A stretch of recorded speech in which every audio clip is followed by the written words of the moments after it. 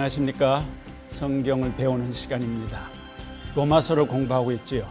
지난주에는 왜 구원의 확신이 필요한가, 왜 구원의 확신이 자꾸 흔들리는가, 어떻게 하면 그 믿음의 확신이 흔들리지 않을까, 이걸 제가 2주에 걸쳐서 열심히 여러분에게 설명해 드렸습니다. 여러분 가운데 이 방송이 정말 은혜가 되고 힘이 되면 또 격려의 기도도 해주시고 편지도 연락도 해주십시오. 계속해서 이 말씀을 전하기를 원합니다. 여기 있는 모든 사역자들도 기도가 많이 필요한 분들입니다. 이제 오늘은 4장, 로마서 4장에 들어갈 시간입니다. 근데 4장을 먼저 읽기 전에 이 시간에는 그 4장의 배경이 되는 그걸 창세기로부터 보려고 합니다. 로마서 4장은 이제 1장부터 3장까지 나왔던 논리적이고 이론적인 그런 것들을 신뢰를 들어서 우리에게 가르쳐 주는 말씀인데 그것이 아브라함입니다. 이제 아브라함이 어떻게 하나님 앞에서 의롭다함을 받고 그가 천국 갔는지, 천국 간 거 어떻게 알 수 있을까요? 아브라함이 천국 갔다 이런 말은 성경에 안 써 있지 않습니까? 그러나 우리가 알 수 있는 데가 있어요. 어느 부자와 가난한 사람이 살다가 죽었는데 그 가난한 사람이 어디를 갔습니까? 아브라함 품에 갔다 그랬습니다. 거긴 패러다이스입니다. 낙원입니다. 그리고 그 욕심 많았던 부자는 뜨거운 곳에 불구덩이에 떨어졌다고 그랬습니다. 그걸 봐도 아브라함이 하나님께 갔구나. 우리 믿음의 조상이 틀림없습니다. 여러분 이 시간에는 이 성경을 펴서 저하고 공부해야 되는데 특별히 오늘 제가 창세기를 펴서 아브라함의 생애를 잠시 훑어보려고 합니다. 거기서 여러분 다 들은 다음에 4장, 로마서 4장을 펴면 아주 쉽게 이해가 될 수 있습니다.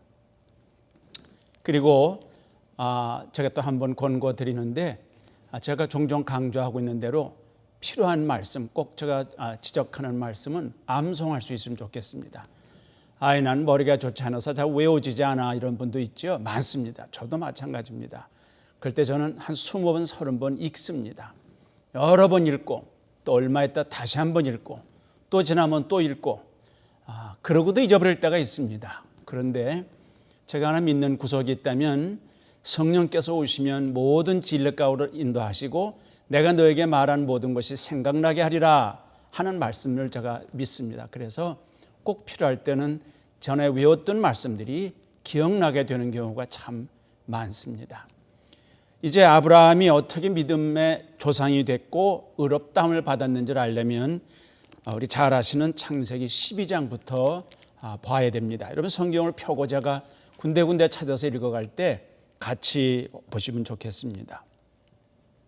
아브라함이 살던 곳은 갈대아 우르라고 하는 그 이라크의 바그다드, 그죠? 메소포타미아 지방 저 밑으로 내려가서 티그리스 강, 유프라테스 강이 있는 그곳입니다. 그곳에 살다가 그 아버지는 우상 만드는 사람이었습니다. 그러니까 우상 숭배를 할 수밖에 없었겠죠. 그 가운데 하나님께서 아브라함에게 이르십니다. 그게 창세기 12장 1절입니다. 여호와께서 아브라함에게 이르시되 너는 너의 본토 친척 아비집을 떠나 내가 네게 지시할 땅으로 가라. 이제 큰 민족을 이루고 너를 복의 근원이 되게 하시겠다. 그렇게 했습니다. 너를 축복하는 자에겐 내가 축복을 주고 너를 저주하는 자에게 내가 벌을 내리겠다. 이 엄청난 약속을 했습니다. 이제 이 12장 4절을 보면 이 아브라함이 여호와의 말씀을 쫓아갔고 참 중요한 말씀입니다. 인생을 살 때 어딜 가든지 뭘 하든지 하나님 인도함을 잘 받는 게 중요합니다. 쉽지가 않습니다. 이렇게 귀로 들려서 이리 가라 저리 가라 갈래길에서 오른쪽으로 가라 왼쪽으로 가라 그렇게 잘 들릴 수가 없습니다. 근데 구약시대에는 하나님의 음성이 들에게 들렸던 것 같습니다. 물론 마음으로 들을 수도 있고 혹 정말 귀로 들을 수도 있었을지도 모릅니다. 아무튼 여호와의 말씀을 쫓아갔다. 그때는 성경이 쓰여 있지 않았습니다. 성경을 이렇게 펴고 가는 게 아니기 때문에 정말 기도하면서 하나님의 마음에 말씀하시는 음성을 듣고 갔을 것입니다. 이제 4절 따라서 가는데 그 9절에 가면 점점 남방으로 갔다. 그 8절에는 장막을 치고 단을 쌓았다 그랬습니다. 여러분 제가 이 공부하면서 여러 때 전에 아브라함이 가는 곳곳마다 세 가지를 했다고 그랬어요. 하나는 장막을 짓고 텐트를 쳐야 사니까 이동식 집이죠. 그 다음에 물을 먹기 위해서 우물을 팠다 그랬습니다. 그리고 세 번째는 하나님께 제사하기 위해서 단을 쌓았다 그랬습니다. 이 세 가지는 아브라함의 생애 끝까지 따라갑니다. 근데 우리가 알다시피 이 아브라함과 사라 사이에는 자녀가 없었습니다. 13장에 가면 이제 가나안 땅에 기근이 들어서 애굽으로 잠깐 내려갔다가 자기 아내를 누이라고 속이는, 근데 속이긴 속였지만 반쯤 속이는 겁니다. 실제로는 다 누이도 될 수 있는 상황이거든요. 그러나 하나님은 그걸 기뻐하지 않으셨습니다. 그래도 아브라함이 다시 애굽에서 돌아올 때 재산이 많았다 그랬습니다. 그 다음에 이제 나오는 게 롯 이야기입니다. 여기서 롯까지 다 얘기하기는 좀 어려운 부분입니다. 14장에 가면은 여러분 성경 가지고 계시면 찾아서 제가 구절구절 말씀할 때 같이 보시면 좋겠습니다. 14장에 가면 이제 롯이 전쟁 중에 잡혀가는 일이 나옵니다. 11절에 네 왕이 소돔과 고모라의 모든 재물과 양식을 빼앗아가고 소돔에 거하는 아브라함의 조카 롯도 사로잡고 그 재물까지 노력하여 갔더라. 소돔성에 들어가 살다가 롯은 큰 어려움을 당했습니다. 그래서 외적에게 잡혀갔는데 아브라함이 자기 군대, 자기가 훈련시켰던 사병이라고 할 수 있습니다. 이 군인들을 끌고 올라가서 목숨을 걸고 그를 다시 찾아왔습니다. 이제 중요한 장이 나오는데 그게 15장입니다. 15장에 아브라함의 생에 아주 중요한 한 가지 사건이 나옵니다. 15장 1절에 이후에 여호와의 말씀이 이상 중에 환상 중에 또는 꿈 가운데 아브라함에게 임하여 가라사대 아브라함아 두려워 말라 나는 너의 방패여 너의 지극히 큰 상급이다. 여러분 눈치챘겠지만 아브라함이 아니고 아브람입니다. 그렇죠? 아브람이 나중에 아브라함으로 바뀝니다. 이름의 뜻이 조금씩 다르다 그랬습니다. 내가 너의 방패다. 내가 너의 상급이다. 하나님이 직접 그렇게 말씀하셨는데 이 15장 2절에 아브라함이 이렇게 대답합니다. 쉽게 말하면 하나님 뭘 주시려고 그러세요? 난 자식이 없으니까 여기 저 다메섹, 지금으로 하면 다마스커스 아시겠습니까? 지금 시리아 어렵죠? 내란도 있고 종교적인 어려움도 있고 테러도 있는 그 시리아의 수도가 다마스커스인데 성경에서는 다메섹이라고 그랬죠. 다메섹에서 데려온 이 엘리에셀 이 사람을 그냥 내 후손으로 내 자손으로 여기겠습니다. 그랬습니다. 3절에 아브라함이 가로되 주께서 내게 씨를 아니 주셨으니 자식을 아니 주시니 내 집에서 길리운 자 종입니다. 데려다가 길렀으니까 길리운 자가 나의 후사가 될 겁니다. 4절에 여호와의 말씀이 그에게 아브라함에게 임하여 가라사대 그 사람은 너의 후사가 아니다. 네가 데려온 그 종은 너의 진짜 자식이 아니다. 내 몸에서 날 자가 내 후사가 되리라 그랬습니다. 아니 나이가 많죠. 우리가 정확히 모르지만 갈대우르에서 떠날 때가 아마 75세쯤 되지 않았을까 하는 것입니다. 옛날에는 오래 살았으니까 자식 낳을 수 있었겠죠. 그러나 이제 보면은 그게 얼마나 어려운 때인지 알 수 있습니다. 네 몸에서 자녀가 날 것이다.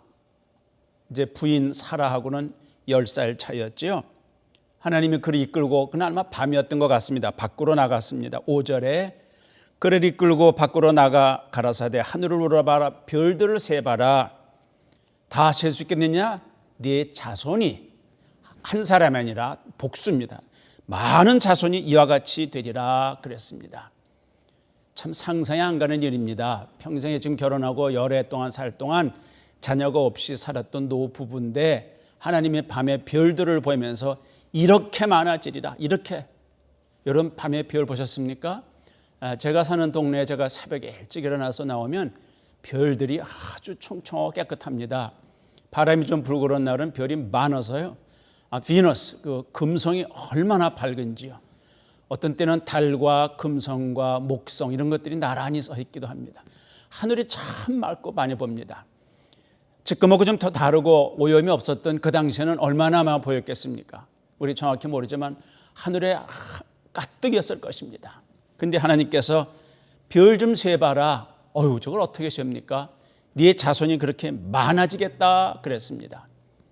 여러분, 여기 좀 제정신 차린 사람은 아유, 하나님, 그렇게 농담을 하십니까? 이런 표현은 좀 좋지 않지만 하나님 어떻게 그렇게 과장하십니까? 라고 물을 수도 있습니다. 전 자식이 없는데 종 하나만으로도 괜찮습니다 라고 말하는 겁니다. 근데 여러분, 창세기 15장 6절 가장 중요한, 이 장에서 특별히 중요한 구절이 15장 6절입니다. 여러분도 성경 펴서 한번 같이 읽으십시오. 아브라함이 여호와를 믿으니 여호와께서 이를 그의 의로 여기시고. 다시 한번 15장 6절입니다. 아브라함이 하나님 여호와를 믿으니 여호와께서 이것을 그의 의로 여기셨다. 쉽게 말하면 아브라함이 무슨 일을 한 게 아니고 하나님 말씀을 그냥 믿었더니 하나님이 너 참 의롭다라고 했다는 것입니다. 로마서 3장까지 계속해서 말씀을 들으신 분은 아마 이해가 되실 것입니다. 이거 믿으니까 의로 여기셨구나. 제사를 지냈단 말도 없고 무슨 특별한 좋은 일을 했단 말도 없고 뭘 희생했단 말도 없는데 그냥 하나님 말씀을 믿었어요. 무슨 말씀? 하늘의 별처럼 네 자손이 많아지리라. 참 상상할 수 없는, 이해할 수 없는 말씀을 믿었습니다. 그랬더니 하나님이 그것을 의로 여겼다 그랬습니다. 이 구절이 로마서 4장을 이해하는데 아주 열쇠가 되는 중요한 구절이기도 합니다.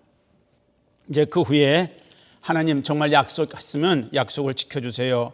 그래서 짐승을 잡아서 하나님과 약속을 확인하는 과정이 나옵니다. 16장 넘어가면 아내 사레는 아직도 자식을 못 낳습니다. 2절에 16장 2절에 사레라고 그랬죠. 사라로 나중에 바뀌지요. 아브라함에게 이르되 여호와께서 나에게 생산을 허락지 아니하셨으니 자식을 주지 아니하시니 내 여종과 동침하시오. 애굽에서 데려온 여종이 하갈이라는 첩이 있었습니다. 한국식으로 말하면 씨바지가 돼 주십시오. 우린 자식이 없으니까 자식을 낳기 위해서 하갈을 함께 동침하라고 와이프가, 그 아내가 이제 권고한 겁니다. 근데 또 아브라함은 그 말을 들었습니다. 분명히 그 앞에 15장에서 하나님이 자녀를 하늘의 별처럼 많이 주겠다고 말씀했는데 그걸 믿었지만 당장 아무 결과도 나타나지 않으니까 이거 내 아내를 통해서는 아닌가 보다. 자식을 주시긴 주시는데 건강한 이 하갈을 통해서 주시려나 아마 그랬던 것 같습니다. 사례의 말을 들었습니다. 어떤 때는 아내의 말을 잘 들어야 되지만 어떤 때는 정신 차려야 됩니다. 하와의 말을 듣고 아담이 먹었잖아요. 그 금지된 과일을.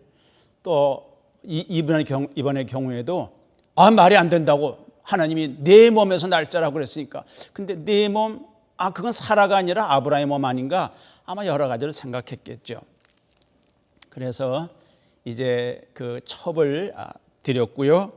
그 다음에 낳은 아들이 이스마엘이었습니다. 그리고 이름이 뭐냐면 하나님이 내 고통을 들으셨다.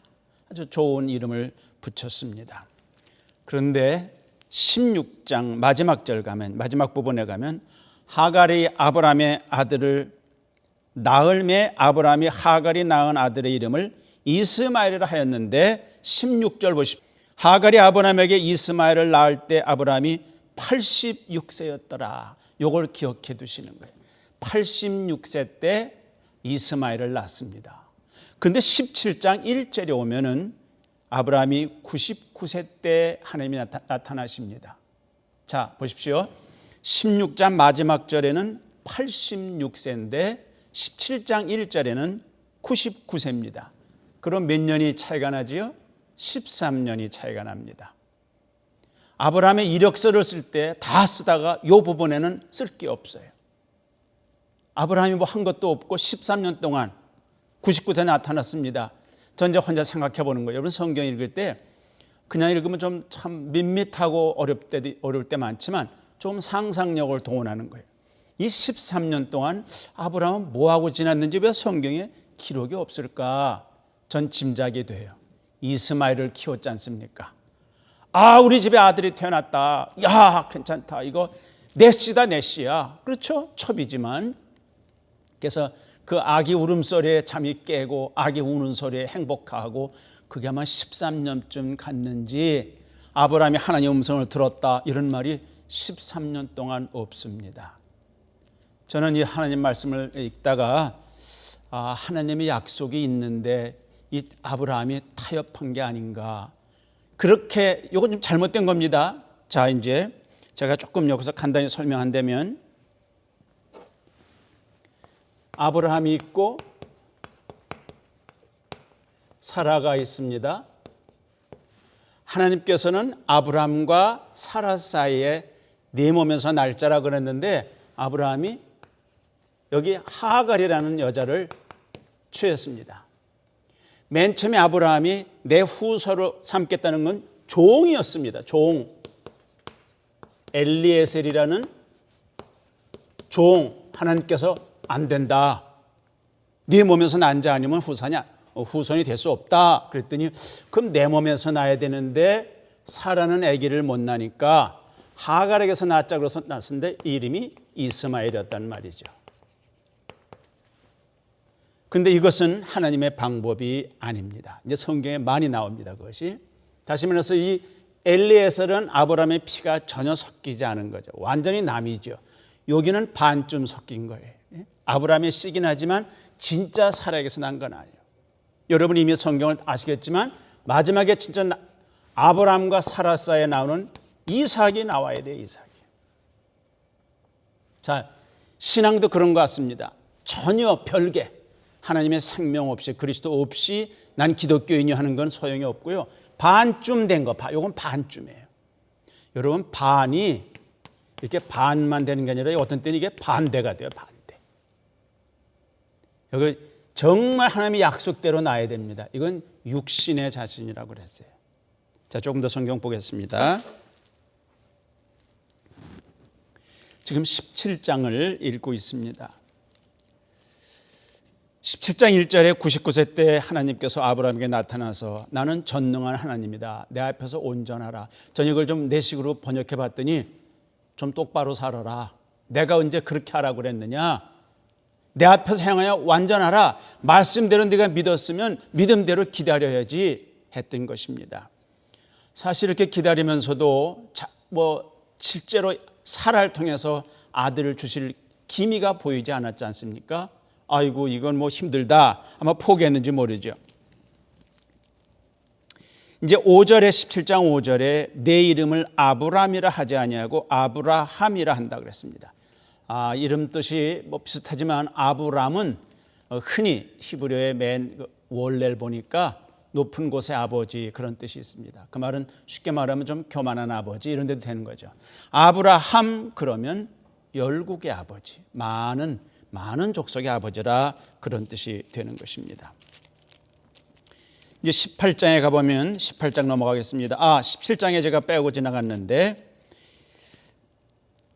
12절 지금 17장을 보고 있습니다. 앞에부터 읽겠습니다. 10절 너희 중 남자는 이거 잘 보십시오. 17장 10절 다 할례를 받아라. 이것이 언약이다 그랬습니다. 그래서 난지 12절에 보면 난지 8일 만에 할례를 받는다. 남자아이들은 태어난 지 8일 만에 할례를 받지요. 제가 어느 책에서 읽었더니 왜 8일 만인가 7일도 아니고 80일도 아니고 깐난애기인데 의학적으로도 그런 면이 있답니다. 이 8일쯤 되면은 피가 제일 적게 나고 통증을 덜 느낀다 그럽니다. 그러나 의사들이 다 동의하는 건 아닐지 모르지만 아무튼 이 의미가 있는 날입니다. 근데 사실은 아브라함은 할례 받지 않았지 않습니까? 이것도 또 문제가 됐습니다. 여기 17장 24절에 아브라함이 그 양피를 벤 때는 할례를 한 때는 99세였다 그랬습니다. 이것도 기억해 두시면 됩니다. 할례라는 것은 위대한 종교 의식 하나님과 언약을 표징으로 갖는 것이거든요. 99세에 받았다 그랬습니다. 이제 18장에 넘어가니까 어느 날 아브라함의 집에 세 사람이 찾아옵니다. 이들은 천사였습니다. 18장 1절 여호와께서 마물의 상수리 숲을 근처에서 아브라함에게 아브라함 그렇게 나왔죠. 나타나시니라. 여호와께서 나타나셨다고 그랬습니다. 거기 그렇죠. 근데 2절 보니까 눈을 들어본즉 사람 셋이 맞은편에서 온다. 사람으로 나타났습니다. 천사들로 생각하시면 돼요. 이걸 성경을 잘 한 구절 두 구절만 보는 게 아니라 자세히 연결해 보셔야 돼요. 18장 1절에 여호와께서 나타나시니라 그랬고 2절에 사람 셋이 서 있더라 그랬습니다. 그러니까 하나님이 사람들을 천사로 통해서 나온 거죠. 그 당시에 풍습에 따라 지나가는 나그네에게도 물과 음식을 대접한다고 그래서 이 사람이 천사인지 뭔지 사람 셋이 오니까 아브라함은 어서 오십시오. 피곤하실 텐데 그러고 발을 씻고 쉬게 하고 음식을 먹였습니다. 그런데 여기 9절 10절 그가 가라사대 기한이 이를 때 내가 정령 내게로 돌아오리라. 내가 단수로 돼 있죠. 그죠? 하나님이죠. 내 아내 사라에게 아들이 있을 것이다. 지금 99세라고 그랬습니다. 하시니 사라가 그 뒤 장막 문에서 들었더라. 아마 텐트 저 뒤쪽에 가 있었나 보죠. 11절 아브람과 사라가 나이가 많아 늙었고 사라의 경수는 끊어진지라. 즉 맨스를 안 한다. 다시 말해서 아기를 못 낳는다. 의학적으로 불가능하다. 그런 말이겠죠. 12절 재밌죠. 그 다음에 사라가 속으로 웃고 사실 앞에서 아브라함도 하나님 말씀할 때 그 믿지 못했던데 와이프도 마찬가지예요. 아내도 똑같아요. 속으로 웃고 이러되 내 주인도 늙고 나도 이 몸인데 어떻게 자식을 낳는 즐거움이 있을까? 어찌 낙이 있으리요. 13절 여호와께서 아브라함에게 이르시되 사라가 왜 웃느냐? 이거 속으로 웃는 것도 다 아시는 하나님이에요. 내가 늙었는데 어떻게 아들 낳느냐? 왜 그렇게 말하느냐? 여호와께 능치 못한 게 있느냐? 근데 15절 보십시오. 사라가 안 웃었는데요. 승인치 아니하더라. 웃지 아니하였나이다. 그랬습니다. 하나님은 이제 약속한 대로 자식을 주실 것입니다. 그 후에 이제 소돔성 사건이 나오고 19장에서 롯이 간신히 살아납니다. 이제 성경을 좀 넘어가서 21장에 가면은 2절에 사라가 잉태하고 하나님의 말씀하신 기간에 미쳐 늙은 아브라함에게 아들을 낳았다 했습니다.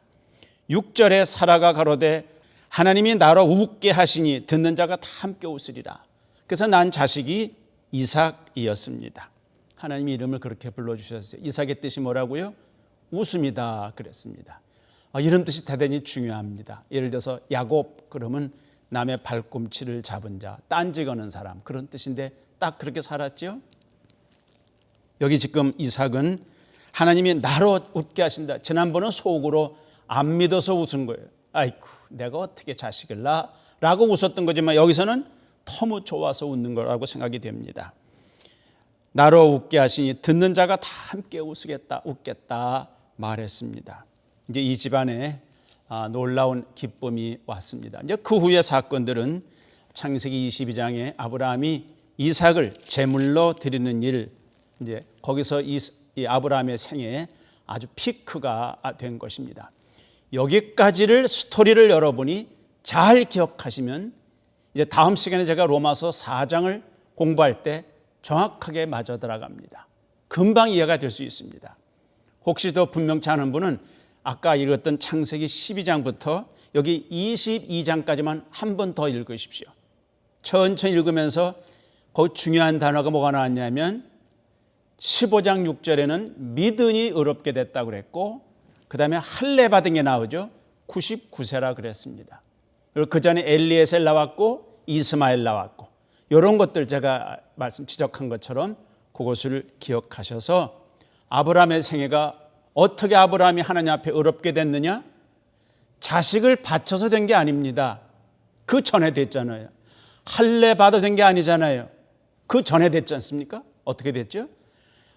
아브라함이 하나님의 말씀을 믿으니 하나님께서 이것을 그의 의로 여겼다 하는 것입니다. 이것이 바로 로마서 신약에 나오는 믿음으로 의롭게 된다 하는 근거가 되는 것입니다. 여러분 여기까지 했는데 혹 질문이 있고 아직 이해가 안 되시는 분은 아까 말씀한 성경을 다시 한 12장부터 여기 22장 정도까지 쭉 읽어보시고요. 그래도 이해가 안 되면 혹 연락해 주십시오. 그럼 조금 더 보충해서 알려드릴 수 있습니다. 이 부분을 전체 아브라함의 생애를 잘 이해하면 다음 시간에 로마서 4장을 펴서 읽어가기만 해도 그 스토리 내용을 배경을 통해서 어떻게 의롭게 되는가, 어떻게 하나님 앞에 바로 설 수 있는가, 하나님의 자녀가 되는 길이 뭔가를 확실하게 알 수 있을 것입니다. 이제 마무리를 하겠습니다. 22장에 이삭을 제물로 바치는 것은 그 후에 아브라함이 창세기 15장에서 의롭게 된 많은 세월이 흐른 다음에, 그도 많이 흐른 다음에 10여 년 이상 흐른 다음에 되어진 일이기 때문에 그건 아니다는 것입니다. 다시 말합니다. 아브라함이 어떻게 의롭게 됐습니까? 하나님을 믿으니 그것을 그의 의로 여겼다 하는 말씀 꼭 기억하시고 창세기 15장 6절을 표시해 놓으십시오. 잊지 마시기 바랍니다. 기도하겠습니다. 하나님 아버지, 아브라함이 우리의 믿음의 조상이라고 배웠습니다. 그가 어떻게 믿음의 조상이 됐나요? 그가 어떻게 하나님 앞에 의롭게 됐습니까? 그가 무슨 좋은 일을 하고 헌신을 하고 제물을 드린 것이 아니라 하나님을 믿으니, 하나님 말씀을 그대로 믿으니 하나님 그것을 의로 여겼다고 했습니다. 주님, 저희들도 하나님 말씀에 그것이 어떤 때는 이해가 되지 않아도 너무 과장된 것 같기도 하지만 그 말씀을 믿을 수 있는 믿음을 주옵소서. 예수 그리스도 이름으로 기도하옵나이다. 아멘.